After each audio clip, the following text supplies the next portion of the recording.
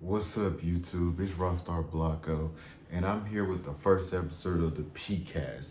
PCAST was the first episode of my podcast. We're gonna talk about various topics like sports, music, movies, and just stuff that interests me. Actually, it's not about like basically the news station, but stuff that interests me that catches my eye. So we're gonna talk about first off, talk about sports with this first part of this podcast. So let's go crazy. Let's get to the topic. The first topic, we have to go through, hate it, but my Kansas City Chiefs lost to the Colts yesterday, which is kind of like, it was kind of bittersweet. So I'm like, we needed this early loss so we can be good late in the season. Because I wouldn't want this loss to the Colts week 17 going into playoffs. That's bad momentum. But we needed this to like shut commas down, humble us basically. But I'm not really worried about it. The only thing I'm worried about in the game is that we need a field goal kicker. And also, Chiefs fans, don't trip about Mahomes and being and me get into it before halftime. That happens all the time with coaches and players. They just fight because football is a competitive sport and it's a team sport. So it's kind of like you're collaborating on something. So they didn't collaborate on that part of why they ran the ball for half. I didn't get it either. I didn't get why they ran the ball for half because I thought they were going to take a shot down the field, but they didn't. Yes, the coach wanted to play it safe this time, I guess, which it's all in the coach's right, but I'm kind of with Mahomes. Like, why don't you gunsling it down the field? We got the best quarterback in the game. Like, I don't get why that was it. That was that before halftime they even did that to run the ball, because I felt like that kind of like could have been a momentum if we got something going at the end of the half instead of just basically laying an egg and just, we'll go to halftime. Because going into the second half, it was kind of flat the whole time. We did decent, but it was kind of flat the whole time. And then like with the Chris Jones, well, let me bring up to the next thing. The Chris Jones penalty, like second half, is what got the game really like it was over. Like they kind of gave him the game with that little bullshit penalty because Chris Jones really didn't do anything except use his emotion, which is kind of going to my point with the NFL, like trying to like always like basically like make the game robotic. They can't have any emotion when they make a play or something because you want them to, oh, let me make a sack. Get all aggressive, get in their emotion, just, oh, let me calm down, let me run back to the play. And no emotions, and that makes the game like not fun anymore to watch, not fun to play anymore if they can't react how they want to react. Because Matt Ryan was jarring at him just like he was Chris Jones jarring back at him. So it's even either way. It's just a game. Y'all just taking this like y'all want it to be slavery. Like, oh, you just play and that's it. Shut up and play. Like that LeBron James said, like that lady said something on CNN about LeBron James, which was lame. And it just, that Chris Jones situation led to the game-winning situation, but I wouldn't say it was on Chris Jones at all. I feel like we would need to invest in another kicker or have a kicker trials until Bucker gets back. Because I'm saying we need Harrison Bucker, bro. He's one of the greatest kickers in our franchise history, in Kansas City Chiefs history. We need him back. So I would say that was one of the keys, kicking and us playing down to their level. Oh, that's second one. Second one that was the key to losing is playing down our level. Kansas City Chiefs have always played down to the competition's level, which is what loses us games, the teams we shouldn't lose to, when we should play hard every time. It's just sometimes you just see it like they just playing in their competition. Like you'll just see it. Like I just feel like we just need to play at our top the whole time just to say they don't have a chance with us because they never had a chance with us because they really didn't have a chance with us at all if we actually played to the top of our level every time. But yeah, I don't see like with these game points, I don't see anything that's gonna do nothing but better us. I don't see nothing where we should complain about, oh, is this gonna happen? Is this are we gonna go to the playoffs this year? I wouldn't be scared if I was a Chiefs fan. So keep going up, keep supporting my Chiefs, keep supporting Chiefs Kingdom, because we're gonna go up. And don't let the Mahomes be enemy like lead you like it's gonna be paradise, because they're just getting to it as coaches and players, and people that actually play football will understand that. But then again, some players I've seen on Twitter talking about he doesn't know anything about passing, talk about being and me, talk about saying he doesn't know anything about passing or what the players want and this. It's just like, it's whatever. I just wouldn't trip about it because I feel like we're going to go to the playoffs again and we're going to go to the Super Bowl again because we have Patrick Mahomes, which has been the playoffs ever since I have been a Chiefs fan or being not a Chiefs fan, but like messing with the Chiefs. We've been winning. Alex Smith, we were like average. We were cool. We were good enough for the playoffs. But this is, with Patrick Mahomes, we can win anything. So that's my faith in that. Yeah, and that's it. On to the next topic, though. Yeah. The topic of this podcast, we're going to go with the Jets versus Bengals. The Jets versus Bengals game was a good, even game until the second half, and the Bengals pulled away. But the key things that I can't carry around with this game is that they were all frustrated. The Jets were very frustrated on their end, and the Bengals have been frustrated because they're coming off of this 0-2 start, which is like to come for a Super Bowl team, they supposed to be going up and they going down. So it's kind of like a Super Bowl slump they're going in, which I hope, because I like Joe Burrow. Hopefully he can turn it around and get them into decent playoffs for the wild card again like he did before. But I'm gonna start off with the key takeaways from the Jets.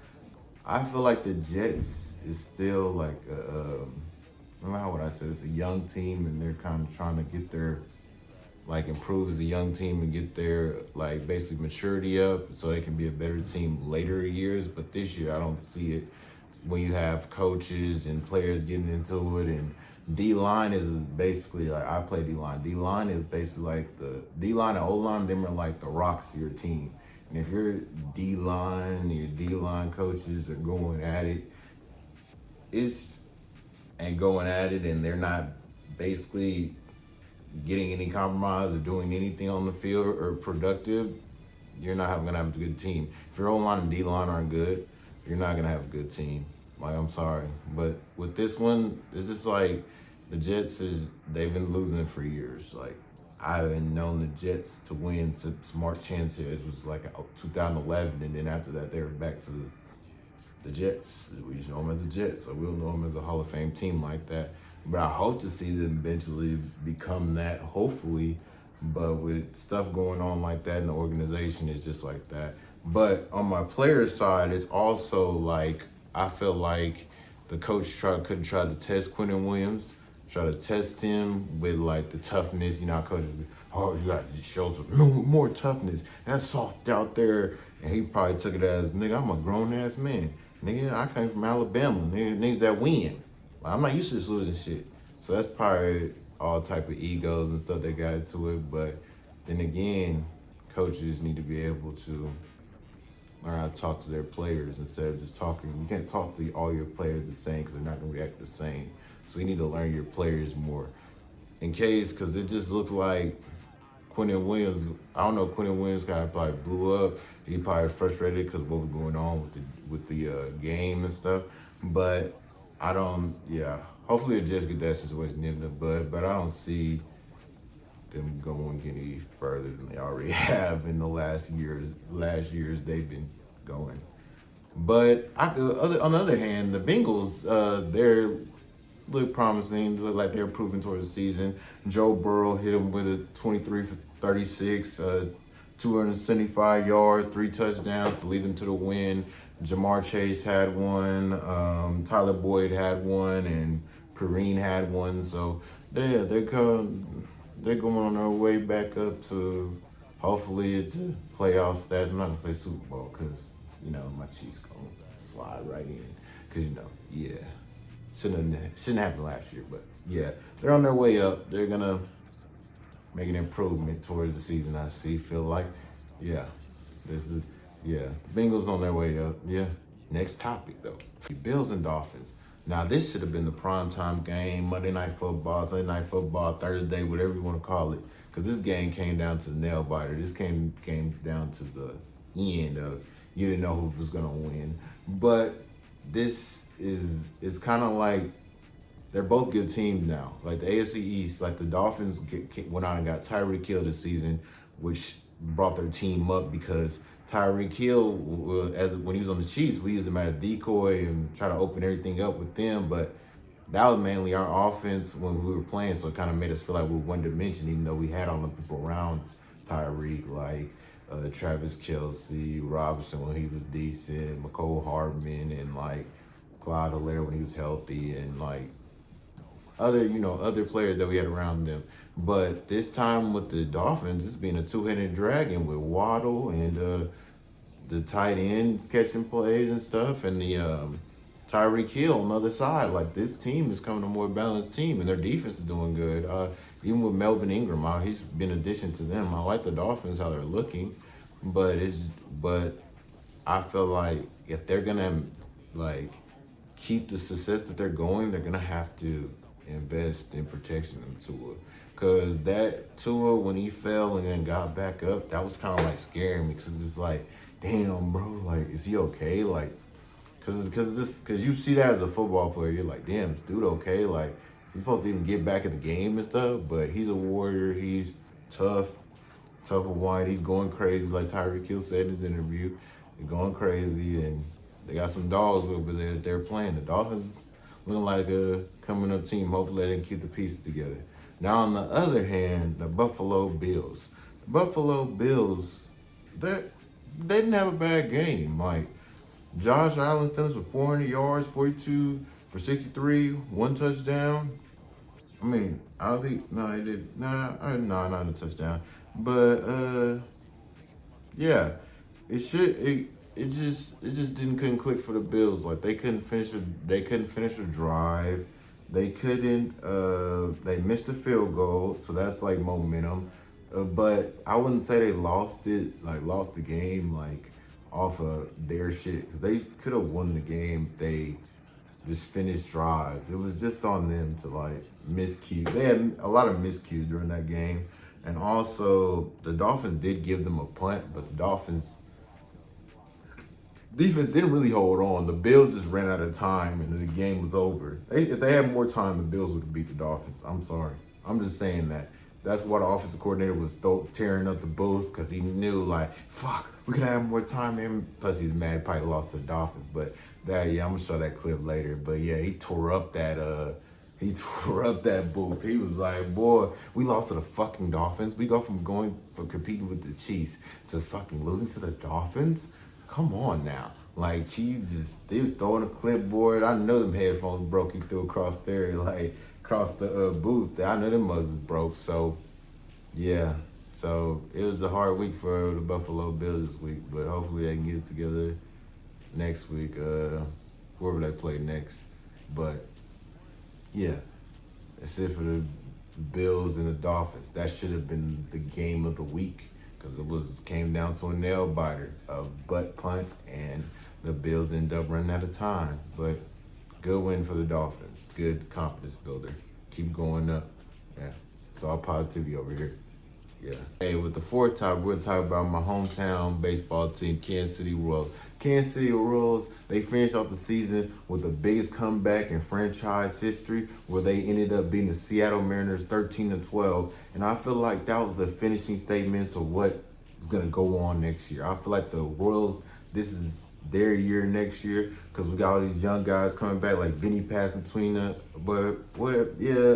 Pasquantino, Bobby Witt, NJ Melendez, and Salvador Perez is coming back to add leadership to the team. So I feel like the Royals, whoever they want to bring up and whatever, I feel like the Royals is going to be a decent team next year, because they started off the season, like, before All-Star break. They were losing a lot, not really winning, but they came back after break and were dominating. Like, kind of not dominating, but they were winning a lot more games and, like, winning against good teams and, like, winning series and going up. So I feel like that's going to be enough momentum to carry on to next year, and spring training, all of that, for them to go crazy. So, yeah, keep going up. Go Royals. Yeah. The topic I want to talk about is the New York Yankees. Yeah, I got my Aaron Judge on. I've been watching him this whole season, chase 62, so hopefully get this week, or yeah, hopefully he gets this week so we can see history be made, because the Yankees, I feel like they were good before the all they've been good this whole season, but they were good for the All-Star break, and then kind of towards like after the All-Star break going into August, they had an August slump. But then going like the last few weeks, they've been going crazy, getting their record back right, getting there, going crazy. They're 9 games ahead right now, I think. And then they just won last night, the Boston Red Sox game. They got delayed, but rain delayed, but then ended up getting canceled. So they won that 2-0. But I feel like the Yankees have a good postseason chance with if they stay healthy. So hopefully, my boy Aaron Judge can stay healthy so he can keep hitting them homers and doing what he has to do. Hopefully, Giancarlo Stanton can stay healthy. Hopefully, Anthony Rizzo can stay healthy. Hopefully, the Cabrera, the rookie, he keeps going crazy how he is, because he is improving every game I watch him on. His hitting improving. He was always a good defensive player, like since he started last year. But I hope we can keep Chapman in the bullpen. Hopefully we can get Frankie Montas. Hopefully Garrett Cole Garrett Cole, stay healthy and all that, and all the other pitchers. Yeah, hopefully the Yankees gonna go far in the playoffs. They can stay healthy and stay consistent. That's all that matters. Oh, also I forgot Josh Donaldson, Mr. Walk-Off King. He been walking off shit the whole season. Hopefully hopefully he stays consistent, doing what he's doing, Mr. Clutch and winning games and all that. Stay on Josh Donaldson, keep playing. Hopefully we get DJ LeMay back. Hopefully his injury, he heals from it. So hopefully that keep them going crazy. Yeah, that's it with the Yankees. Yeah, shout out to Bronx. Go crazy. On to the music for this sixth topic. Well, today, some of y'all probably already know, DABABY dropped over the weekend his fourth album. Well, he dropped a project, Baby on 2. I don't know how many numbers it is. I just listened to it. But he dropped his project, Baby on 2, and it's kind of controversial because he mentioned something with a female artist named Megan Thee Stallion, where he says something that's kind of graphic. But I'm going to read y'all the lyrics. This lyrics he said: "You play with me, that was childish. The day before she said that Tory Lane shot her, I was fucking on Megan Thee Stallion. Waiting to say that shit for my next album. I hit it the day before too." Ooh, shit. Seems like Trouble in Paradise. So it's kind of like, I kind of can go with how it's kind of sticky situation too. Cause I could see from the music art standpoint, a regular person standpoint, that you could see like, damn, nigga, you pillow talking. You talking about shit that shouldn't have been left with outside the bedroom. Cause I don't like when people bring up my business where I did in the bedroom. We keep that between us. Don't talk about what we did. But for this situation, it's just like this publicized situation. Everything is publicized, and plus, you can go for both ways. Like, Megan Thee Stallion be dropping shit in her song, dropping dishes in her song, saying stuff to trying to target certain people.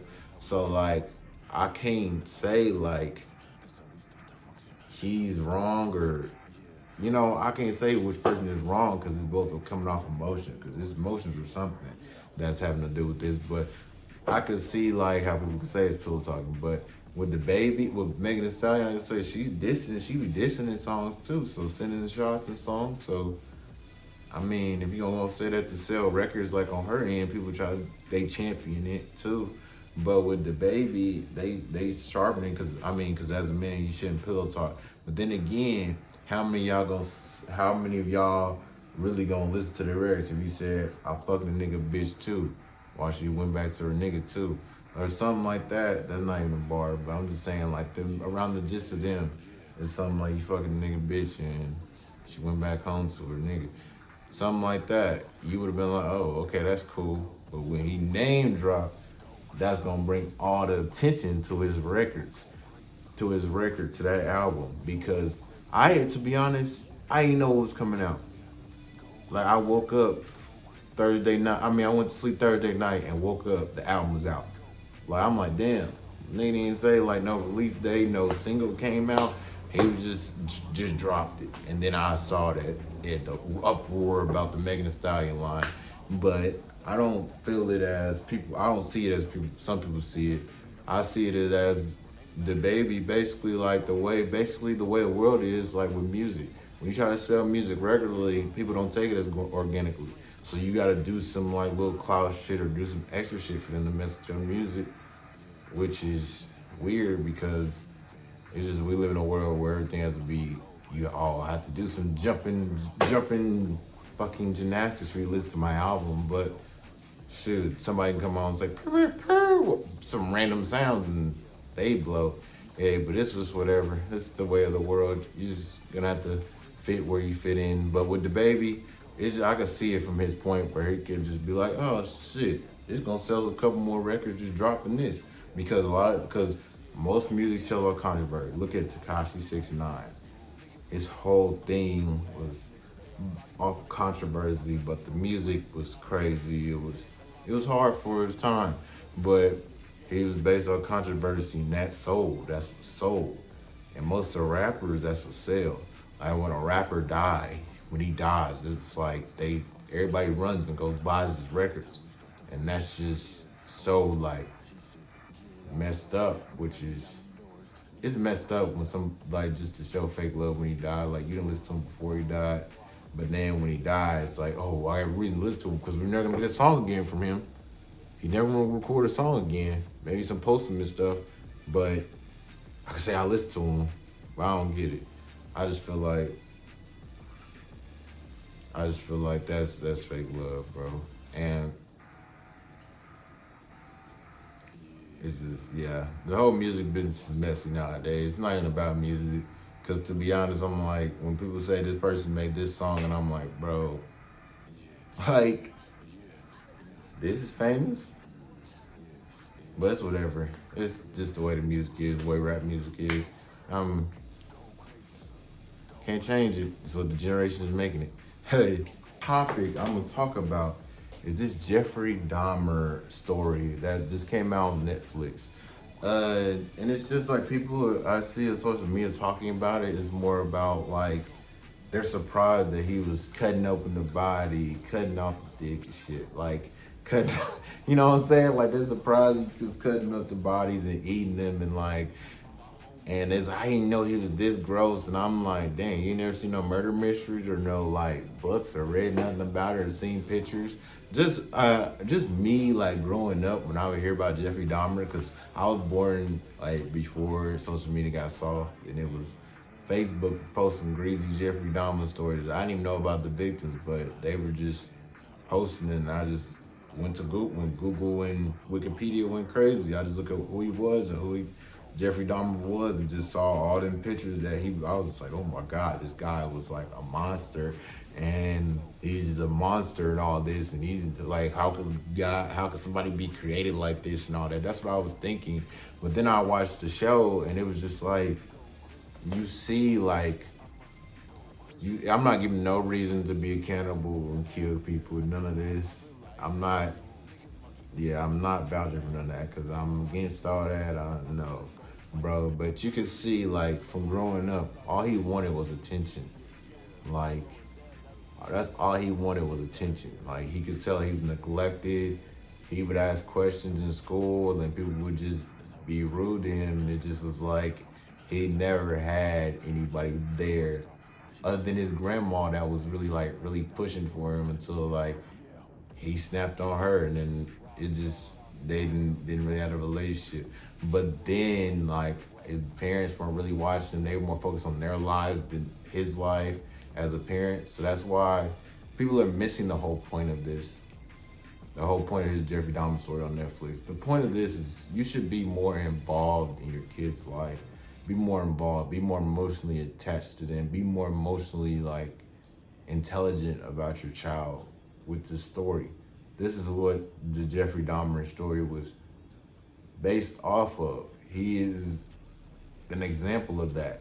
he's not used to receiving love. He's not used to that. So when he would go to the club and meet those, I guess, guys, shout out to LGBT community, go out and meet up with those guys, it would just feel like he would feel like somebody would actually want him to feel love. And so like he wanted to last forever because that's what he never got from his parents. He wanted that love to last forever. And then when they would say they would go, it would remind me of his parents, like when they would just distance themselves from him. So when they would say, I'm ready to go, it's just like he probably thought he's never gonna see them again. And it was just, I don't know, it's just with me, I just look at it, I know the sick shit he did, but I just see I'm not a psychologist, none of that either. So I just see even if it just seemed like he was ignored, and it just was like his mental was tested and he just never really had a voice or anybody that would vouch for them or fight for them other than his granny that thought he could be, that wanted to be something. Cause it felt like I'm not trying to like leak the story, that's why I'm not saying this, but like I feel like every time like he got in trouble, his dad would just not tell him to sell his side. He just disciplined him already and wouldn't have no side. So basically, Jeffrey Dahmer was basically like an unheard person, unheard story. But I still feel like the shit he did was monsters, and RIP to the victims, and condolences to people's family that's still going through that stuff 30-something years later. But yeah, the Jeffrey Dahmer story was more than just showing that he was a killer. It was basically a message behind it. How I look at every movie, it was a message behind it. Yeah, so yeah, shout out to that Jeffrey Dahmer story. Go watch that. Go so you can see what I'm talking about. Go run it up. Yeah, Rockstar Blocko. That's the end of this topic, but yeah, let's go.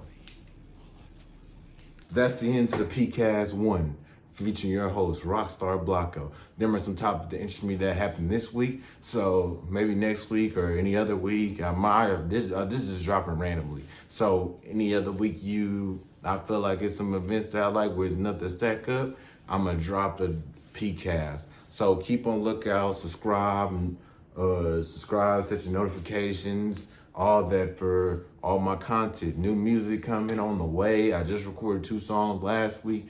Yeah, we going. I'm waiting on producer to send me another beat so we can go crazy on that one. So go crazy. Yeah, go crazy on all the other music that I have out. And go crazy on, follow me on Instagram at Rockstar Blocko TV. Subscribe to Rockstar Blocko TV on here, on YouTube. We going up all year. We still going up. We going up. I'm 150 subscribers and counting right now. So give me 200 or something. We're gonna, ain't no sky's the limit. Shoot, solar system is gonna be the limit at this time. Shit, not even that. We going different universes with this shit. Yeah, run me up, subscribe. Yeah, we out. Rockstar Blocko TV. Merch coming soon too. Yeah, we out.